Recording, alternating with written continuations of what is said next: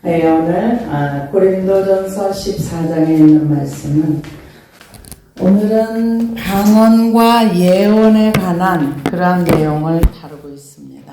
그래서 고린도전서 12장은 은사가 성령으로 말미암아 나타나는데 그 은사는 그 몸의 지체와 같이 부분적으로 이렇게 나타난다. 근데 어떤 의사 선생님 그런 얘기를 하더라고요.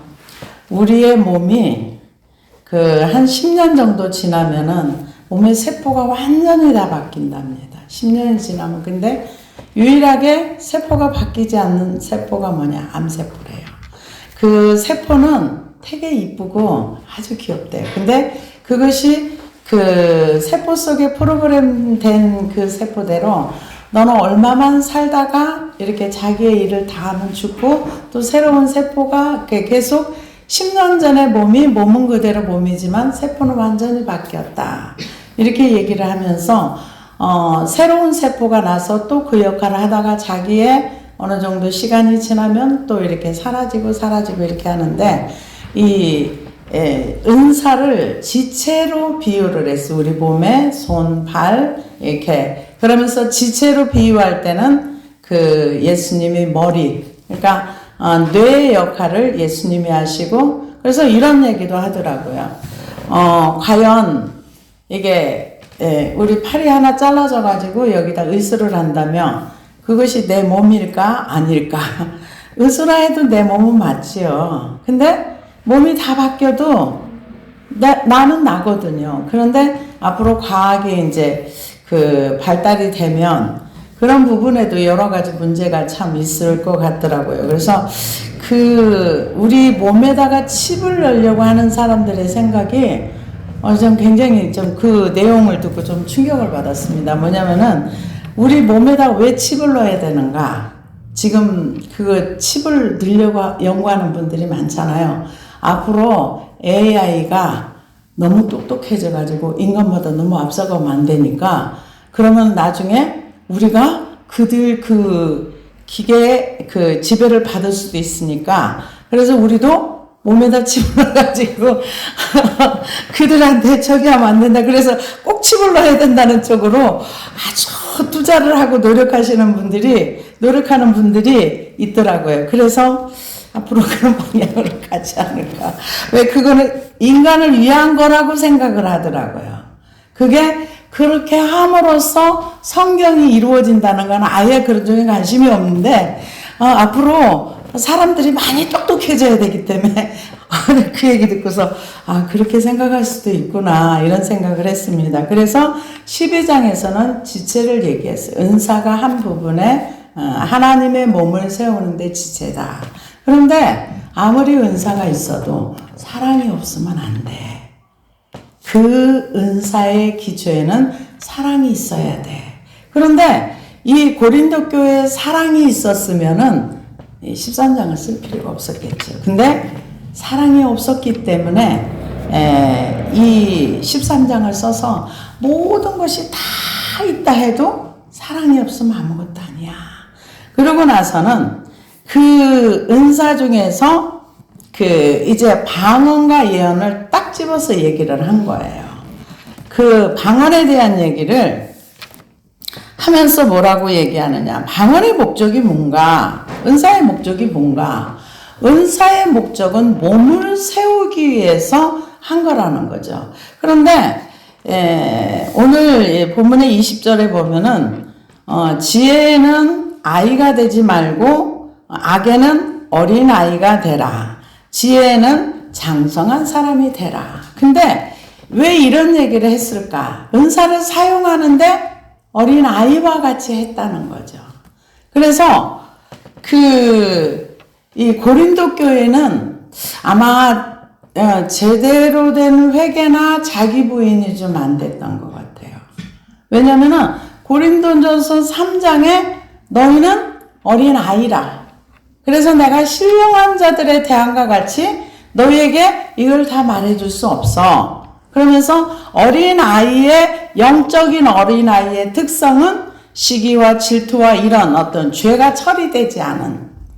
죄를 잘 모르는 그런 상태를 이렇게 얘기를 해주고 있습니다. 그래서 이 고린도전서 13장에는 사랑은 이런 거야. 은사도 중요하지만 믿음도 중요하지만 소망도 중요하지만 사랑은 이 땅에서부터 영혼 세계까지 가지고 가는 거야. 그래서 사랑이 굉장히 중요해. 근데 제가 기도를 하면서 보니까 사랑은 인간에게선 나올 수가 없더라고요. 하나님의 사랑은 나올 수가 없어요. 우리 한국 민족을 정이 많다 그러거든. 정과 사랑은 다른 겁니다. 정은 나누는 거예요. 근데 사랑은 이 정하고는 좀 다른 성품인 거예요. 정은 내게 있는 것을 좀 나누어줘요. 근데 하나님의 사랑은 이 정과는 좀 달라요. 그래서 정과 욕심을 십자가에 못 박아라. 그럼 메마른 사람이 되려는가? 아니요. 하나님의 사랑, 하나님의 사랑이 흘러갈 수 있도록 인간의 정이 아닌 진짜 하나님의 사랑이 하나님의 그 은혜가 무엇인지 하나님이 흘러가는 것과 정은 다르더라고요. 그래서 여기에서 14장 1절에 보니까 사랑을 추구하며 신령한 것들을 사모하되 특별히 예언을 하려고 하라. 그래서 예언을 하려고 하라 이런 얘기를 하면은 우리는 그 예언 기도만 생각해요. 그러니까는 예를 들자면 저희가 이제 교회 이렇게 얻을 때 이제 갔더니 어떤 목사님이 저한테 물어요. 아니 기도해봤어요? 그러더라고요. 근데 그냥 우리는 성도님들이나 집사님들이 다 이 지역에 사니까 이 지역에서 얻어야죠. 기도해보고 하나님이 가라는 대로 가요. 저보고 뭐 동쪽으로 가든지 서쪽으로 가든지 그러더라고요. 그래서 저는 동쪽이나 서쪽 안 가고요. 그냥 우리 식구들이 있는 그 장소에서 우리는 예배만 드릴 것 같으면 내가 기도해 줄게. 아니 하지 마. 그런 거 하지 마. 내가 그랬어요. 예배만 드릴 것 같으면 좀 변들이 나가 싼 데 가서 얻고 주일날마다 예배를 한 번만 드리면 되는데 우리는 매일 기도를 해야 되기 때문에 기도해 볼 게 없어요. 그냥 우리 돈하고 이게 맞으면 아무 데나 가면 돼요. 그래 놨더니 기도하면 하나님 알려주는데 그러더라고요. 보통 예언하면 이렇게 생각을 해요. 근데 성경에서 말하는 예언은 그게 아니에요. 성경에서 말하는 예언은 하나님께서 행하실 일을 알려주시기도 하고 우리가 사도 바울 선생님이 미리 알려줬잖아요. 너가 예루살렘으로 가면 이렇게 체포를 당해서 감옥에 갈 수 있어. 알려줬잖아요. 그리고 그때 당시에 빌립의 딸들이 있었는데 하나님께서 그 딸들을 통해서 예루살렘에 이렇게 가면 이제 바울 선생님도 그걸 알았는데 이렇게 체포돼서 구금돼서 갈 것이다. 꼭 그때 당시에 아가보라는 사람에게 그 예언의 은사를 줘가지고 이제 얼마 있다가 굉장히 큰 흉년이 들 거야. 그래가지고 나중에 보면은 바울 선생님이 진짜로 그때 흉년이 들어가지고 이방 교회들의 헌금을 가지고 예루살렘 교회를 도와주는 거야. 이게 예언인 거예요. 근데 우리는 보통 어디로 갈까 완전히 무당이나 이런 거를 예언의 은사라고 생각하는데 성경에서 말하는 예언은 그것이 아닙니다. 하나님의 일을 위해서 하나님께서 행하시는 일들에 대해서 예를 들자면 하나님의 뜻을 알려주는데 꿈이나 그걸 통해서 이제 알려주기도 하죠. 요셉 같은 경우는 미래에 되어질 일을 그래서 하나님이 요셉을 이렇게 사용하시는 그런 것도 일종의 하나님의 뜻을 알려주는 그런 부분이라고 봐야 되겠죠. 그래서 여기에서 뭐라 그러냐 특별히 예언을 하려고 하라. 방언을 말하는 자는 사람에게 하지 아니하고 하나님께 하나니 이는 알아듣는 자가 없고 영으로 비밀을 말함이라. 그러나 예언하는 자는 사람에게 말하여 덕을 세우며 권면하며 위로하는 것이라. 그 말씀으로 권면하고 말씀으로 위로하고 그 사람의 고통과 눈물을 아무도 모르는데 하나님께서 알게 해주셔서 위로해 줄 수 있는 거고. 그러니까 이 예언하는 거는 교회의 덕을 세우고 지금 이 교회를 우리처럼 이렇게 모여있는 교회를 생각하시면 안 돼요. 그때는 많아봤자 10명, 20명. 가정교회에서 이렇게 모여서 있다 보니까 예배 중에 누군가가 예언의 은혜를 받아가지고 지금 주님께서 이렇게 말씀하십니다. 근데 지금은 그럴 일은 없죠. 왜냐? 성경이 완성이 됐으니까요.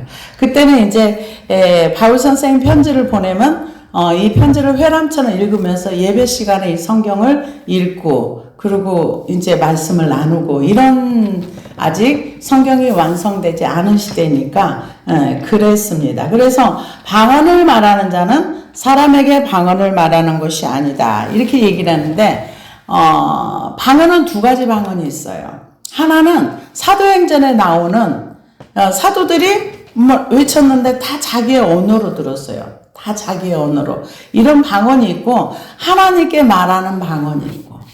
그러니까 하나님께 말하는 방언의 통역의 은사가 있으면 그 통역이 들리기도 해요. 근데 저는 그건 좀 믿을 수도 없긴 하지만은 그런 부분이 있기도 하고. 근데 이런 거는 있어요.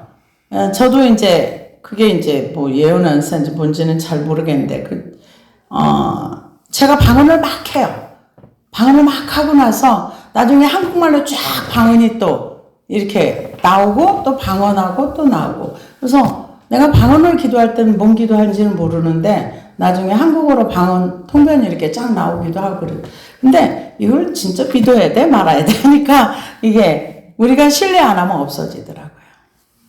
근데 지금 여기에서 말하는 방언은 하나님께 말하는 방언이라는 거죠. 근데 왜 본인의 통변의 은사가 없는데 저는 신기한 이 말씀을 준비하다 보니까 어떤 선교사님이 말레이시아인가 어느 나라를 갔는데 그분도 이제 그 나라 언어를 이렇게 유창하게 잘하지는 못하는데 이제 좀 하는 정도였는데 그분이 어떤 분이 방언으로 막 기도를 하더래요. 근데 자기 귀에 자기가 고향이 경상도인데 경상도 방언이 나오더래요. 경상도 방언이 나오면서 하나님 대한민국을 통일시켜 주세요. 하나님 대한민국을 불쌍히 여기세요. 자기 너무 놀랬대요. 근데 그 경상도 방언이 굉장히 좀 어눌한 근데 분명히 들리더라는 거예요. 그래서 이거 뭔 소리야 도대체 왜 저분이 대한민국이 어디 붙어 있는지도 모르는데 웬 대한민국을 통일시켜달라고 그러고 대한민국을 불쌍히 여겨달라고 그러고 그러면서 막 대한민국을 놓고 기도를 하더래요. 그래가 기도가 끝난 다음에 그분한테 물어봤대요. 당신 무슨 기도했어요? 그랬더니 난 몰라요. 그러더래요. 그러니까 그분이 하나님 앞에 하나님이 시키는 그런 기도를 했다고 봐야 되겠죠. 그래서 그분이 듣고 나서 한국은 내 나라를 놓고 하나님께서 이 사람에게 기도를 시켰구나. 나도 통일을 놓고 기도하라는 얘기구나. 이렇게 받아들였다. 이런 얘기를 제가 이 방언 보다 보니까 그런 간증이 있더라고요. 그런데 여기에서 보니까 방언을 말하는 자는 자기의 덕을 세우고 예언하는 자는 교회의 덕을 세우나니 나는 너희가 다 방언 말하기를 원하나 특별히 예언하기를 원하노라. 만일 방언을 말하는 자가 통역하여 교회의 덕을 세우지 아니하면 예언하는 자만 못하니라. 왜 방언을 말하려고 애쓰지 말고 예언을 하라고 했을까요? 이 얘기는 고린도 교회에 방언하는 자가 방언의 은사가 칩보라고 떴던 거예요. 그러니까 방언은 자기의 덕을 세우고 예언은 교회의 덕을 세우니까 은사의 목적이 교회의 덕을 위해서 주는 거지 자기 개인을 위해서 뭔가를 하라고 주는 게 아니기 때문에 예언하려고 교회의 덕을 세우는 쪽으로 그렇게 원하라. 지금 그렇게 얘기를 합니다. 그런즉 형제들아 내가 너희에게 나아가서 방언으로 말하고 계시나 지식이나 예언이나 가르치는 것으로 말하지 아니하면 너희에게 무엇이 유익하리요. 여기에 보면은 지식이나 예언이나 계시나 이게 다 은사라는 얘기예요. 너희에게 무엇이 유익하리요. 혹 필이나 검은고와 같이 생명 없는 것이 소리를 낼 때 그 음의 분별을 나타내지 아니하면 필이 부는 것인지 검은고를 타는 것인지 어찌 알게 되리요. 만일 나팔이 분명하지 못한 소리를 내면 누가 전투를 준비하리요. 이와 같이 너희도 혀로서 알아듣기 쉬운 말을 하지 아니하면 그 말하는 것을 어찌 알리요. 이는 허공에다 말하는 것이라. 방언은 혼자 막 말하는데 아무도 알아듣는 사람이 없어. 그러면은 이거는 나팔을 부는 건지 피리를 부는 건지 주변 사람이 소음이라는 거죠. 무슨 얘기인지 전혀 알지 못하니까 공중이 많이 모여 있을 때는 통변하는 자가 있으면 교회에 덕을 세우기 위해서 말을 하고 안 그러면 조용히 하라는 얘기예요. 그래서 그러므로 내가 그 소리의 뜻을 알지 못하면 내가 말하는 자에게 외국인이 되고 말하는 자도 내가 외국인이 되리니 그러므로 너희는 영적인 것을 사모하는 자인즉 교회의 덕을 세우기 하여 그것이 풍성하기를 구하라. 그러므로 방언을 말하는 자는 통역하기를 기도할지니 내가 만일 방언으로 기도하면 나의 영이 기도하거니와 나의 마음의 열매를 맺지 못하리라. 그러면 어떻게 할까? 내가 영으로 기도하고 또 마음으로 기도하며 내가 영으로 찬송하고 또 마음으로 찬송하리라.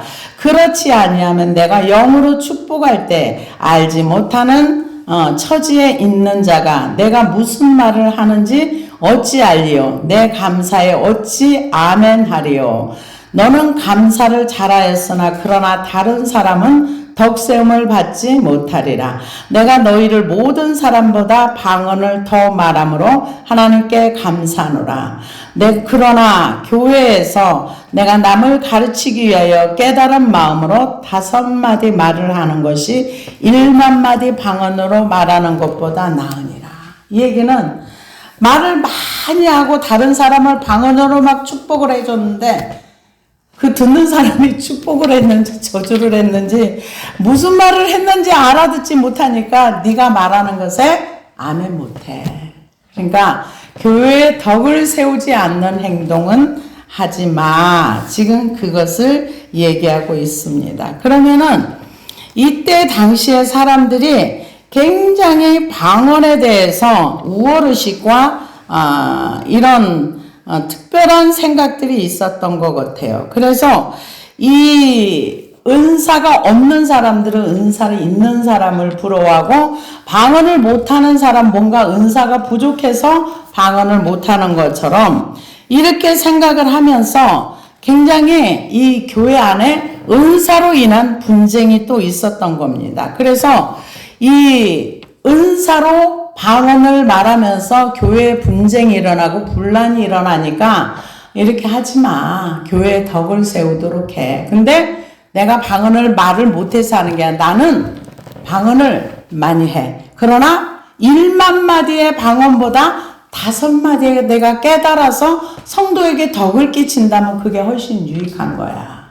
지금 은사의 우월성과 은사가 높고 낮음이 없는데 이 고린도 교회는 방언의 은사가 굉장히 높이 올라갔던 거예요. 그러니까 방언의 은사는 개인의 어떤 그런 거지 교회의 덕을 세우지 못하니까 이 통변의 은사가 있지 않으면 말하지 마. 교회의 덕을 세우는 쪽으로 그렇게 해. 그렇게 얘기를 하는데요.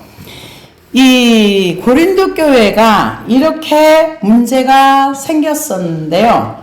이 교회에서 교회 역사를 보면은 이 은사는 교회 성도들의 믿음을 자라게 하면서 사람들의 신앙을 격려해주고 세워주는데 은사를 써야 되는데 계속해서 교회 문제를 많이 일으켰답니다. 그래가지고 이 교회가 이제 저기가 되면서 카톨릭이 로마에서 이제 그 정식 교회로 인정을 받으면서 카톨릭에서 신약이 정경으로 받아들여지고 그러고 나서 1세기, 2세기, 3세기 동안은 아예 은사를 교회에서 덮어버렸다. 하지마. 교회 분쟁을 일으키니까 이런 거 하면 안 돼. 그래서 왜 이 성경이 정경으로 받아들이면서 은사 이거를 덮었느냐? 방언, 예언 모든 은사를 다 덮었느냐? 397년에 성경이 이제 신약이 완성이 되면서 정경으로 받아들이면서 이제 완성됐기 때문에 더 이상의 이런 건 필요 없어. 그래서 1세기, 2세기, 3세기 동안 모든 은사를 교회에서 못하게 했습니다. 그래도 중간중간에 나타났는데요. 그렇게 역사 속에서 있다가 1517년에 종교 개혁이 일어났습니다. 요즘 말로 하면 개신교가 태어난 거죠. 그래서 개신교를 보면 루터교, 성공회, 또 개혁교단, 감리교, 장로교, 침례교, 구세군, 회중교회는 침례교단입니다. 등 많은 개신교들이 나타나면서 역시 이 개신교에서도 이 방언이나 은사 이거를 못하게 했습니다. 그런데 1850년대부터 약 1800년대부터 이 은사들이 조금씩 여기저기 나타나기 시작하면서 선교사들 가운데 이런 일이 벌어지다가 1900년대 미국의 캔사스주에 토피카라고 있습니다. 지금도 캔사스주 소재지인데 토피카에서 예배를 드리는 과정 중에 이 은사들이 대대적으로 나타나기 시작을 했습니다. 그래서 예배를 드리는 사이에 방언이 터지고 통역하는 사람이 나오고 예언이 막 나오고 이런 일이 있어가지고 이 경험이 캘리포니아 아주사 거리라고 거기 교회에 흑인들이 모여서 예배 드리는 교회인데요. 1903년에 이제 불이 떨어지기 시작했어요. 성령의 불이. 그래서 오순절 다락방 역사가 일어나기 시작을 했습니다. 그래서 그 후에 이 카톨릭에서 이렇게 이걸 방해하고 개신교에 덮었는데 카톨릭 안에서도 이런 역사가 일어났고 그래서 우리나라에는 1903년에 원산에서 선교사님들이 모여서 기도하다가 캐나다 선교사인 하디 선교사님을 중심으로 이 불이 떨어졌습니다. 당시에 길선주 전도사님이 거기 있다 불을 받아가지고 1907년 소위 평양에서 성령의 불이 떨어진 이유가 그때서부터예요. 그래가지고 이 운동이 일어나다 보니까 조용하던 교회들이 갑자기 집사님, 장로님, 목사님들까지 방언을 하고 예언을 하고 난리가 나니까 교단들이 또 갈라지고 또 난리가 나면서 2단, 3단 이런 얘기들이 듣다 보니까 1930년대 미국에서 이런 은사운동을 경험한 사람들이 안 되겠다. 우리가 이러지 말고 우리 교단을 하나 만들자.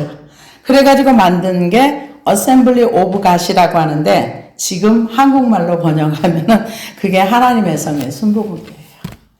우리나라도 이 성령의 불바람이 그때 이제 1970년대 좀 지나서 이제 불기 시작을 하니까 은혜 받은 사람, 불 받은 사람이 되게 많았어요. 근데 교회에서 장로교단에서 이거 허락을 안 했어요. 그러다 보니까 그 사람들이 다 어디로 가? 순복음으로 다 간 거예요.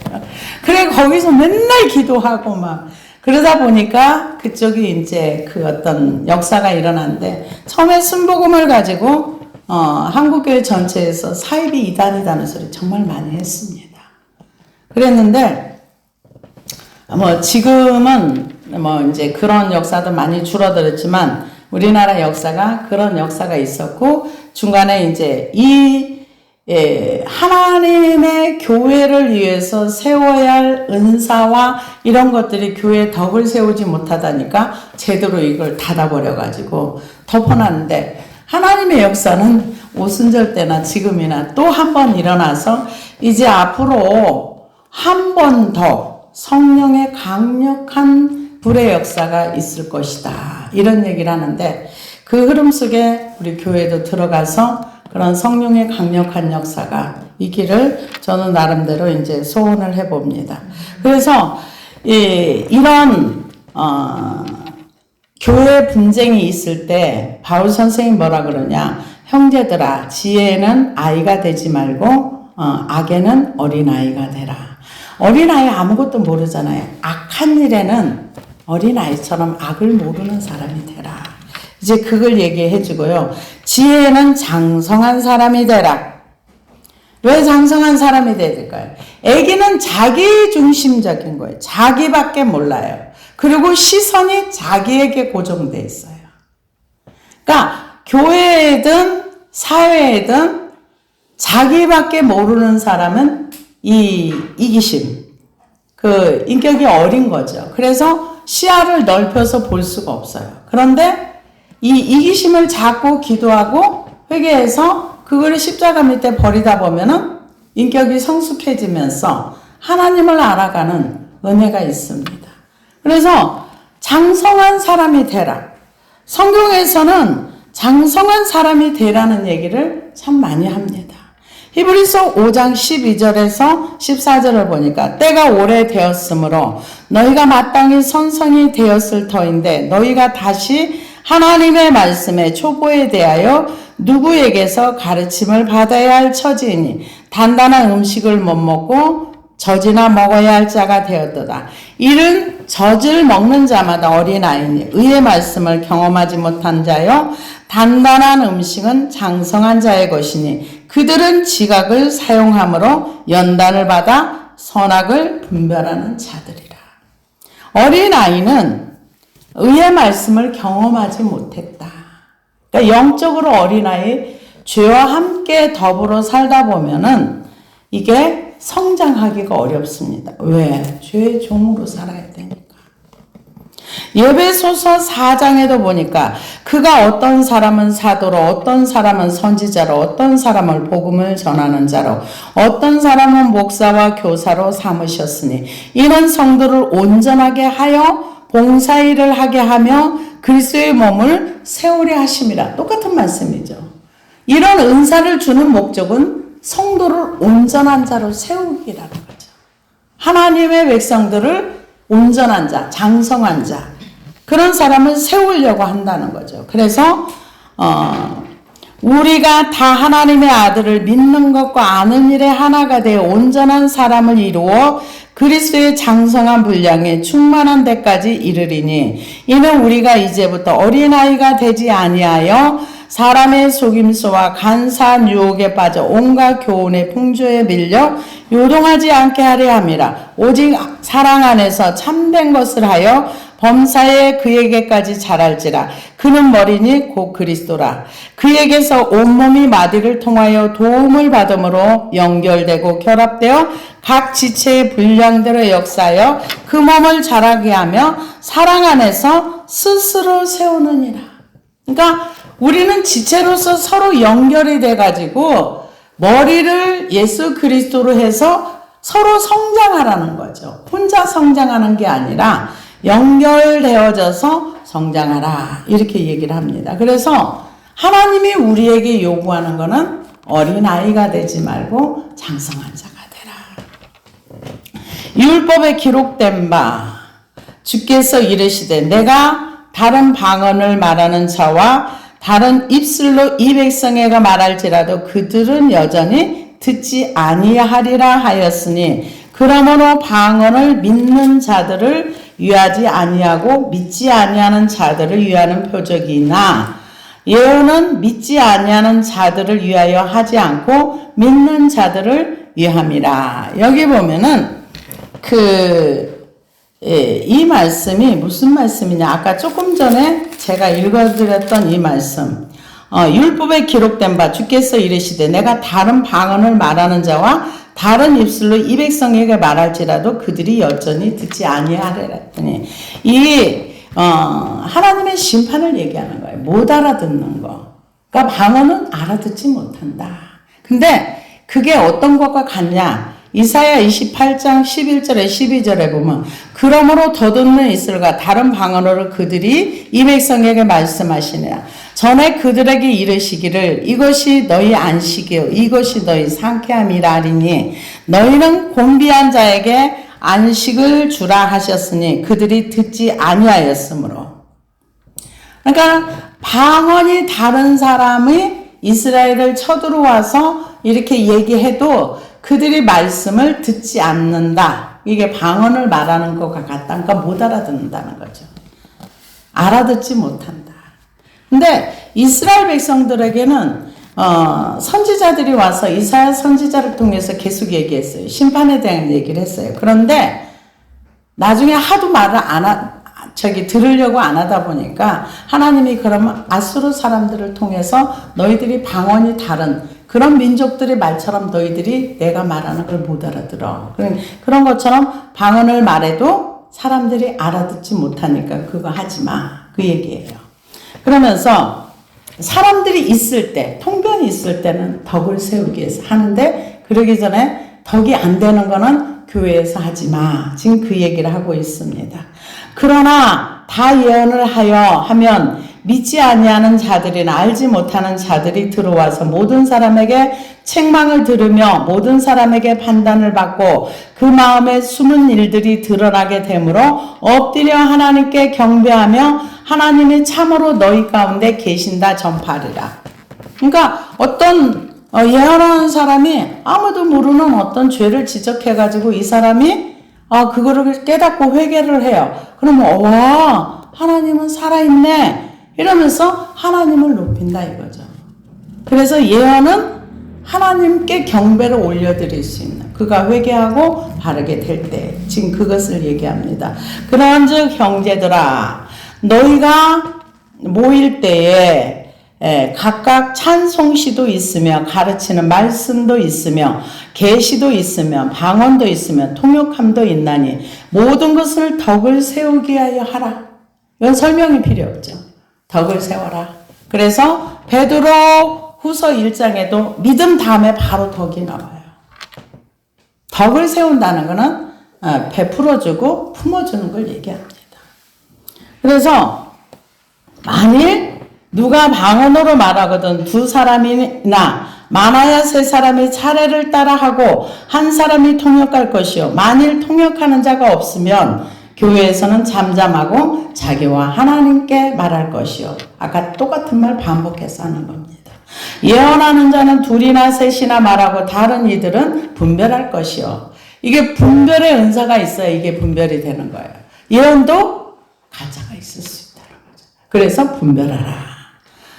만일 곁에 있는 다른 이에게 계시가 있으면 먼저 하는 자는 잠잠할지니라. 너희는 다 모든 사람으로 배우게 하고 모든 사람으로 권면을 받게 하기 위하여 하나씩 예언할 수 있느니라.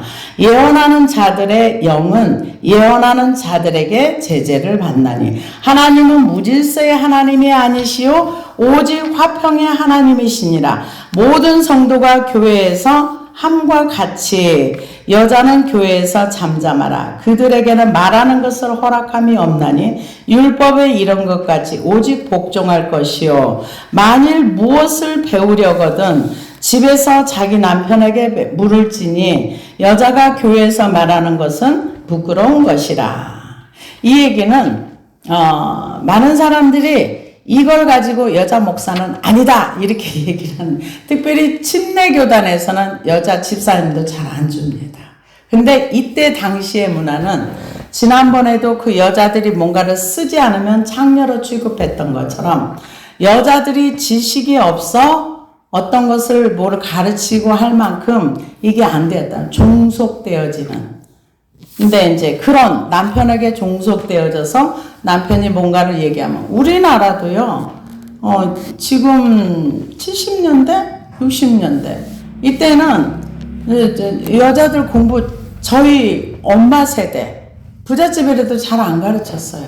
그래가지고, 남편들이 돈을 많이 벌다 보고, 여자들은 집에 살림하다 보니까, 여자들이 많은 이렇게 약자가 되어서 남편의 뭐에 많이 휘둘리고 살았죠. 그게 이제 힘의 논리로 봐야 되겠죠. 그런데 지금은 어때요? 여자들이 지식이 많아지고 공부하고 뭐 아들이나 딸이나 똑같이 하다 보니까 똑같은 권리가 있는 것처럼 이때의 당시는 여자들을 전혀 교육하지 않았답니다. 그러니까 뭐 잘난 척 하지 말고 한마디로 말하면 남편한테 배워. 그런데 이거를 그대로 받아들여서 침례교단에서는 아마 그쪽에서는 여자 목사님 안수 안 줄 겁니다. 근데 이제 우리도 이제 전통적인 어떤 그런 가치관을 가지고 있기 때문에 이제 저가 이제 저쪽에서 공부를 하고 거기에서도 이제 안수 안 줬거든요. 저도 처음에 안수 받을 생각이 없었어요. 근데 이제 하다 보니까 이제 그쪽으로 가서 다시 공부를 할 때 그 학장님이 이런 얘기를 하더라고요.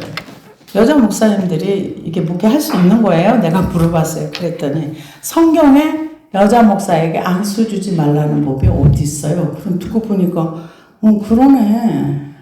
그럴 수도 있구나. 그래서 그래요. 다 못지않게 잘해요. 그러더라고요. 근데 이거는 하나님과의 어떤 그런 것도 있지만 이때 문화가 이랬다는 거. 이게 그런데 이것을 지금까지 고수하고 계신 분도 계세요.